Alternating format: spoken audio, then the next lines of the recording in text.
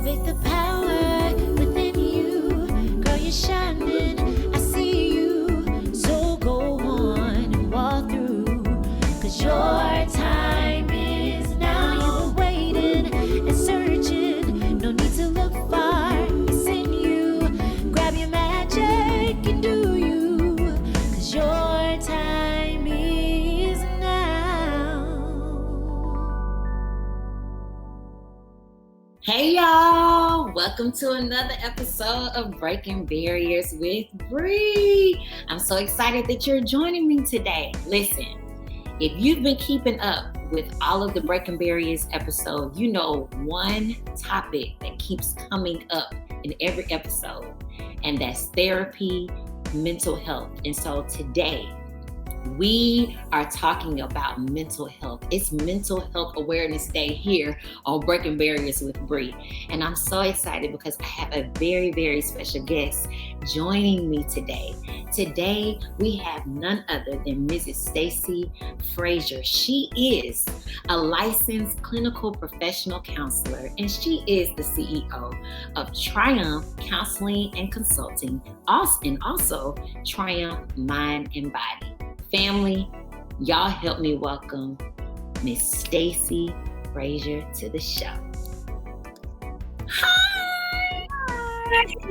How you doing? Good. Listen, you don't understand. I'm really, really excited about this show because I have, named myself as a mental health advocate because I just believe everybody should be getting some therapy or, activating self-care, whatever the case. So thank you for joining us today. Thank you for having me. I'm excited to be here. Yes. Okay. So how you doing? We about to jump right into it. I mentioned in the introduction that you are a licensed clinical professional counselor. So my first question is, what inspired you to become a licensed therapist?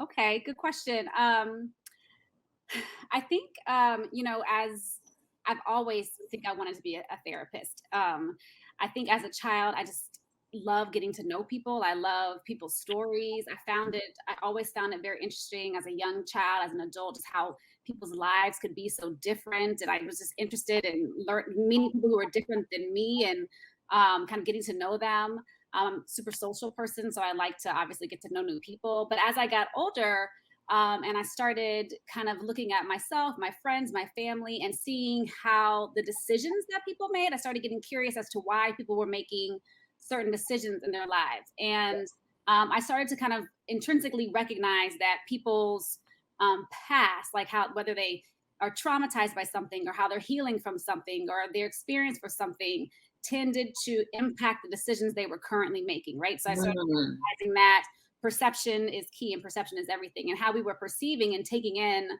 our worlds and our lives were influencing the decisions that we were making. And some decisions healthy and helpful for us, and some decisions not so helpful for us.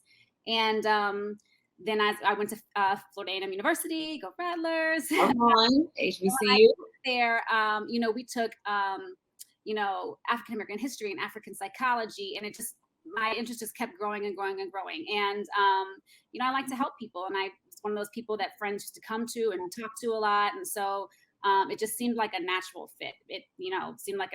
So I got more into it. And it took a while for me to settle on that major, because it's one of those majors where you have to kind of get continuing education. And I was trying to figure out if I wanted to do that or not. Yeah. And so, but I love it. It's a wonderful career. I get to meet so many wonderful people. And, as much as people say that, their therapists help them, I learned so much from every person that I talk to. And I learned lessons at the same time they're learning lessons. So it's an incredible field. Yeah. And one thing that you said is that, you love people, you love learning people's stories. And I think that's very important as a therapist. I would hope, all therapists are people lovers and love people, because I think that's a major, characteristic that you need to have as a therapist. So that's refreshing to hear that, you love people and love learning about their stories so you can know how to help them. Yes. Yeah. So, okay. This is my next question. The word therapy has become a very common term, especially now. And I feel like it's used in a lot of daily conversations. And so what advice would you share with someone who is wrestling with beginning the process of therapy? Right. That's a great question. I think the first thing to recognize is that everybody wrestles with the process of beginning therapy. I've not had a client come to me yet, or a friend come to ask me something who has not struggled with that decision. It is, as wonderful as therapy is, and I advocate it for everybody, whether you feel like you're struggling in your life or not. It's always good to kind of look at ourselves and figure out how we can impact our life, in the most positive way.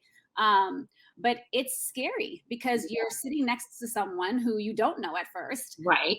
And the goal is to share the most intimate details of your life, right? And the more open you are in therapy, just with anything in your life, the more you give, the more you get. So the more open you are, the more honest you are, the more you get. But sometimes it's scary not only to be honest to your therapist, it's hard to be honest to ourselves, right? Yes. Confronting what's in the mirror sometimes is extremely difficult. So, I just would encourage people to recognize that the goal is not necessarily to be comfortable. The goal is to work through the discomfort, right? It's going to be scary. If there's someone you can trust, talk to that person about that process of reaching out to someone, and just kind of just do it. It's going to be worth it in the end, but just recognize that you're not by yourself. This is a scary process. It's scary to start therapy. There's a lot of resources. I know we'll talk about that a bit. A lot of places to go to find a therapist. And also just, you get to interview your therapist. That's the cool thing about therapy. You don't have to find someone and now you're stuck with this person. Therapy is a process. And so you get to search for someone, interview someone. Most therapists offer a consultation session. You sit down and see if you like it. And when it fits, it fits. And it's so well worth it in the end. I've not met not a single person who's gone through therapy and had a therapist who was good and they felt like they didn't get something out of it in the end. Yeah. Oh, that is so good. And I think it's refreshing to hear it from a therapist of if you're hesitant about starting the process, I feel like it's natural.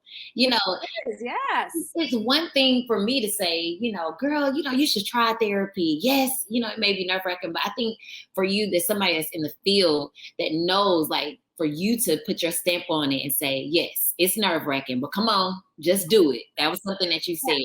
It's nerve-wracking. Just do it. And there's a lot of hotlines. So I've had people who've called hotlines first to get a taste of what it's like. Let me call a hotline.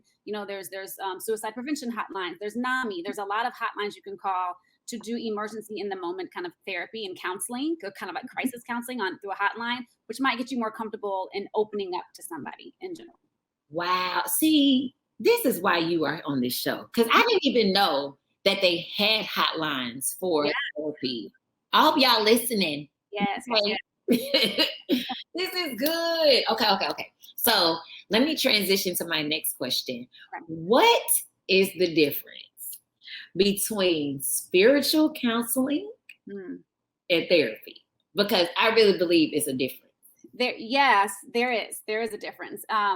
It's a difference, and there's also a lot of gray area, right? So I think when you look for a therapist, it's important to know there's a lot of different types of therapists, right? So we have psychologists, psychiatrists, clinical social workers, licensed clinical professional counselors. There's a lot of different art therapists, marriage therapists, family therapists, right? So there's a lot of different degrees and licenses. Yeah. So it's important to kind of know what you're wanting, what you're looking for. Spiritual counseling, I guess it's a two-tone question. So, you can get spiritual counseling obviously through your spiritual leader, right? Your pastor, your rabbi, someone who leads you literally spiritually, right? That doesn't mean that your psychologist cannot infuse spiritual practices within therapy, right? So most therapists look at therapy as a whole, has a holistic approach, right? So if you feel like, I don't want to go to my pastor, but I certainly want to infuse biblical references in my therapy, that doesn't mean you can't find a therapist who does that, right? You can find a therapist who specializes in Christian counseling, right? Or a therapist who says, I definitely work with a spiritual framework, right? And so they can infuse those pieces, because a good therapist should be able to look at the whole person, right? And that's a large part of people, you understand? And so, so that piece can be incorporated. A good therapist also believes in wraparound services. So wraparound services means that I am not a pastor. I am not a spiritual leader, so I can infuse spirituality into my therapy. We can talk about that. We can see how what you're focused on in your spiritual life affects your personal life. But I also know when I need to also say, let's also involve your pastor. Let's also, so you're going to see me this week, but also I want you to go talk to your pastor about some of these questions you have or some of these things you're struggling with. And so spiritual counseling, so it can be infused into regular counseling. Or it can be something that you literally get from your spiritual leader. Does that make sense? Yes, that makes a lot of sense. It's kind of like an intersection. You know, y'all work together or whatnot, but it's separate. It's different at the same time. Right. It's different at the same time. I mean, it's important to know what you're looking for in therapy. And that's something you can also talk to your therapist about. I mean, you can always say, like, you know, I want to infuse more of this into my sessions with you. Is that something we're able to do? And they'll tell you yes or no. Or they say we can do it in this way. And then you kind of see how that works. And then, you know, they can refer you out if they need to. And it doesn't mean that if you work with, so say a therapist says, you know, I think you should talk to your pastor about this and that. It doesn't mean that your therapist is now going to talk to your pastor about what you've told your therapist in session, right? That person is still bound to keep what you are talking about to themselves, right? But you can bring what you've talked to your pastor about into your session. Yeah, come on. Yeah. Oh, look, you helping. Look, there's something I always say on this show. I always say that I tell my guests that you setting the captives free, and I feel like you setting the captives free. You setting us free, Stacy, and I love it. This is so good. I hope y'all are taking notes because this is necessary and needed. So thank you again. I'm going to say thank you. Yeah. One thing I also want to say is that, you know, some things, you know, as I talked before about like our past, our history, and how we take in our history and how it affects us, sometimes really impacts our interpersonal and intrapersonal relationships. Yeah. It's important to understand that sometimes there are people who go to school, therapists, psychologists, social workers, therapists who study human behavior and who understand how those perceptions of our past are impacting our life and are able to sit down with someone and talk to them and kind of notice some patterns that are happening in your life. And so, especially when you're noticing patterns in your life, yes, it is super important. I think most therapists will say if spirituality is important to you, that you incorporate that as part of your healing and in your journey and your process. It's also important that you are able to look at some history and patterns in your life to see how you're making decisions. That makes sense. Yes. Now I want to since we're talking about spirituality, spiritual counseling and therapy, I want to take a turn here. You probably know this. And when we look at the history of the Black church, and you think about the Black church and therapy or mental health, there's not a lot of relationship there, you know, as far as that being a big thing in the Black church. Right. And so my question is, you know, it's 2021. We are still currently in a pandemic. I'm beginning to hear people speak more about therapy, even in Black church. We're talking about that context specifically. Do you think, you know, moving forward, will we get to a place where we can begin incorporating mental health awareness and therapy into congregations and seeing churches offering that for their partners or parishioners? Yeah, I hope we're going there. I mean, I think, you know, the history of mental health, in particular with our people, is loaded, right? Yeah. I mean, you know, you look at African American history, and it's understandable. We have what I call a healthy paranoia, right? Of a lot of things in our lives, which is fueling some of this vaccine, you know, debate a little bit within the Black and brown communities. There's a healthy paranoia. The truth is that mental health, physical health, there were pieces of that were used against us, you know, for a long time. And so we as people have a paranoia about that. We also have a history of saying, if you just pray about it, it'll be okay. If you just pray about it, just go on God and go on God. And I do believe that. I'm a very spiritual person. So I'm on my knees quite often. They are bruised up, especially over this past 2 years, right? So I believe that. I also believe that combined with my faith is guidance that I receive, right? And so part of that is I have to believe, but I also have to help myself. So if I can help myself, then God can help me too. Right. I have to do something as well. I got to give him a little. I got to be part of that process, right? And so I hope that we can infuse that in the church, and that it continues to build, because it is a partnership. And I think that we are whole people, and so we've got to remember that we have to work as whole people. And so the spirituality piece of us, we got to look at our behavior, we have to look at our stress levels, we have to look at all of these things, so that we have a clear picture of what's going on in our lives. So I think we're headed that way. I think we are. I see churches now kind of more asking, will you come in and give a seminar, or having more therapists within the churches, having that as part of a ministry, having a therapy counseling ministry.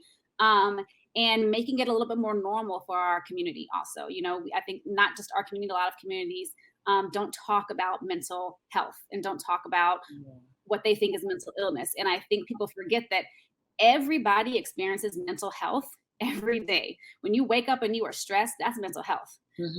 Bed and you can't get your mind to shut off because you got a list to do tomorrow, that's mental health. When you lose somebody and you're grieving, that's mental health, right? So we experience mental health every day, but we're often afraid to talk about it, right? And we're afraid that it makes us look weak, or we're not being faithful enough. And it needs to be addressed just like our spiritual health needs to be addressed. We address our physical health, right? So if you have high blood pressure and you go to the doctor, you're going to take your medication. Come on. You're going to do. If you feel like you need to lean on God, you're going to go to church and get your message, right? And so if you're stressed out, you need to go to therapy and get some assistance, right? So focus on it the same way we focus on everything else. Yeah, you know what? Stacy, we need to post your Cash App, because the people need to sow, because you dropping the nugget. Come on.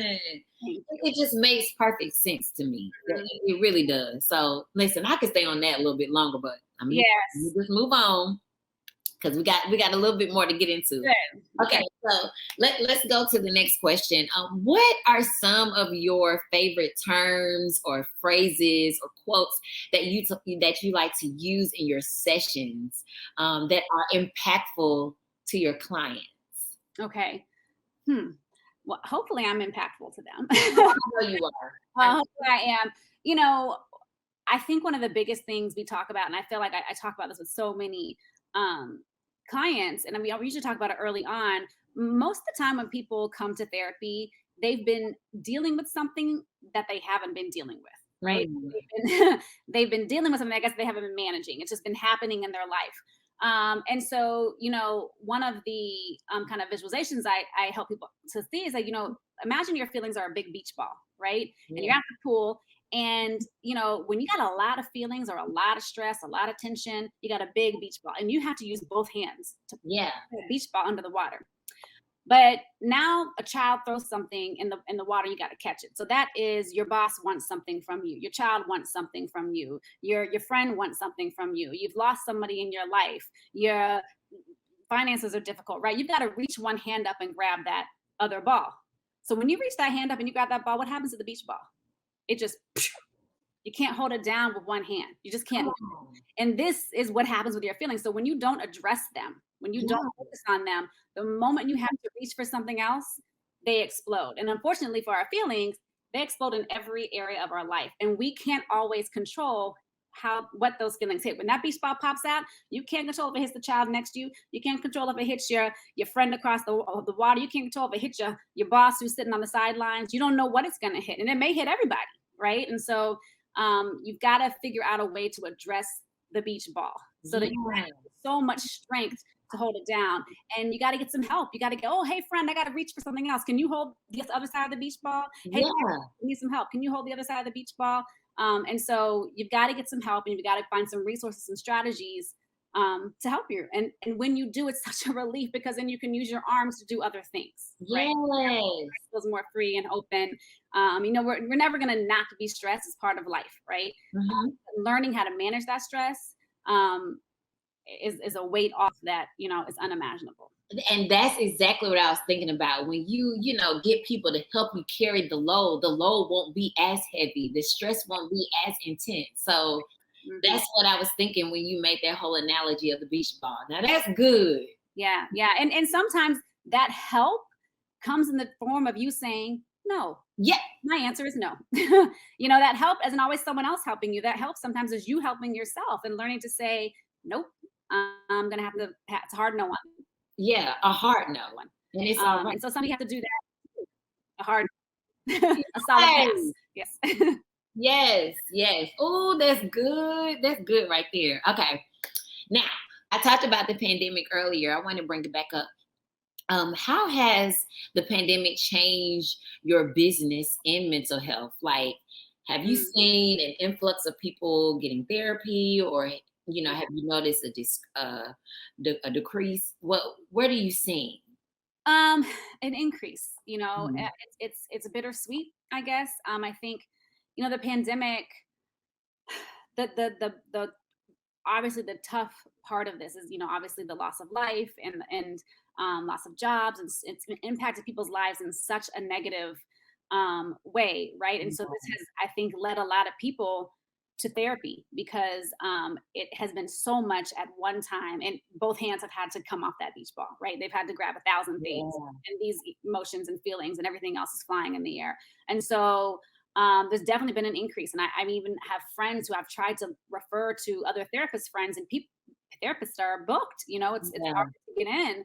And so it's increased, which is not necessarily for good reasons, I guess. I think the better part of that is that it has forced some people into therapy, right? And it has forced people to deal with things they've been dealing with, for quite some time, but not getting assistance with. So I think that's the beauty of it. And if, for people who are spiritual, I don't believe that things happen without lessons that we're supposed to learn from them. And so the beauty of this is, I think that as more people have gone into therapy, and as it has somewhat normalized it more across the board, across the world for a lot of people. I mean, I have a love-hate relationship with social media, but people on social media talking about going to therapy, talking about needing therapy, has normalized it a little bit. And for those who have utilized it, I think it has allowed them to address some things that not only can help themselves and help them to have more productive and fulfilling interpersonal and intrapersonal relationships, but to make a positive impact on a lot of people around them. So, there's some beauty in it too, but it has definitely increased. Yeah. I figured that. And that's always a plus. And something that I've noticed is, like in my friendship circle, when I'm talking to my girlfriends and I keep hearing, girl, my therapist told me the other day. Yes. That just gives me life. Me too. And I hear that so much more. Like when my therapist said, or I discussed with my therapist. I hear it so often now. I see people write it on social media. Yes. Like as you said, my friends say it to me, and not just women. Men have said it to me. I've gone into marriage therapy. There's just, I love hearing that because, and it's. And I try to tell people, like I do, my friends who are in therapy, not that they don't experience stress or they're not, it's just a little bit of a weight gone. Yes. And I see people who, when they went into therapy, who just seemed heavy. I see a smile on them more, just a little bit more pep in their step, and just a feeling as if, when you are going through something, to know that I don't have to go through this completely by myself. I got to deal with it by myself. I got to go to my job alone. If my job is just when my boss is, terrible, whatever it is. But I got a place to unleash it, to let it out, to vent, to kind of work through it, to get some solutions, and not just vent, but to someone to help me figure out, so what's my next step? What do I do? Yes. To know you don't have to do something completely by yourself. It's just relieving, right? No one wants to be here completely alone. We're human, my God. So good. Because we are relational people. I just don't believe that we're supposed to be all by ourselves. Like, it's a time for that, but we're relational people. Yes. And even if you're someone who is more introverted and feels like I like being alone, you still got to work through things on your own. And sometimes, it's about, I talk about this too. It's about getting a toolbox, right? Sometimes our toolbox is just, we just don't got, we only got a wrench in there. So I need to get a wrench, screwdriver, nuts, or whatever it's called, but I got to get all these things, bolts in there so that I can have more options to address my problems, right? My issues. And so, just having someone to help you figure that out and to increase the amount of tools you have in your box will help. Absolutely. Yes, I love it. So, going to the next question. This show is for everybody, but it is specifically catered to women, because I just got a passion and love for my ladies out there. And so, with that said, with the many hats that Black women wear, how can therapy benefit their life? Oh my gosh. We carry a lot. We carry a lot. And unfortunately, not only do we carry a lot, but the world, there's a million articles about this, that the world perceives us as being able to carry a lot. Somehow we are able to take on more. We are able to tolerate more pain. There's a lot of history and there's a lot of studies out there. I have a girlfriend who just was doing a study with medical professionals. They did a survey, and it came out that the medical professionals did believe that for some reason Black women could take on more pain, that our skin was tougher, that we could tolerate more. And so, but unfortunately, we take that onto ourselves too. The world perceives this of us, and so we take it on. And so there's the superwoman thing, right? And so we all want to be Claire Huxtable, who I love, and is a model of mine, but she's a fictional character. Yeah. And so we forget that she is a fictional character. So she did not go and do her law thing all day and come home and cook dinner. So she did it on TV. In real life, the women who do that are also very tired and distressed, right? Absolutely. We don't always talk about that with one another. And so I think therapy for us, because and we do shoulder the burden of a lot of stuff with our families and friends. And so I think therapy for Black women in particular is so helpful because, number one, I think it kind of allows us to let go of that stereotype and that goal for ourselves. It's important to have goals, obviously, but it allows us to create more realistic goals in our lives. My mother-in-law always tells me, you can have it all. You can, not at the same time. Come on. And so I always try to remember that, and that, there are times I'm even more focused on family. There's times I'm even more focused on my job, times I'm more focused on my friends, but I can't do it all at the same time. And so therapy, I think, allows us to let go of that and figure out what we need to do at the moment, what we can do at the moment, and just take, like we've been talking about, taking a little bit of weight off of us and help us to understand, what is more reasonable and healthy for us to be accomplishing and doing. Perfectly said. Perfectly said. Perfectly said. So we're down to our final question, and this is definitely one of my favorite questions because now we get to put in the work. So, what are some resources that you can leave with us and our viewers today? Cater to mental health awareness, and you've already hinted to some, but just go on and lay it out for us. Yeah. So there's NAMI. Which is the National Alliance of Mental Illness. So they have a hotline. I'm gonna give the number I wrote down, make sure I remembered it. It's 1-800-950-6264. You could also go to NAMI.com. You can also go online and look up the, National Suicide Prevention Hotline. And these are things you can do kind of like in a crisis in the moment. Those are places where you can go and you talk to someone immediately. If you're looking for a therapist, a good place to go is psychology.com. Psychologytoday.com. And you can search for a therapist in your area and you'll come up with a profile. You can search through them. For Black women, there's therapyforblackgirls.com. It's the same thing. You can search in particular for most of the therapists on there are Black women. So you can search for a therapist in your area by specialty. So utilize all those resources to find therapists, of course.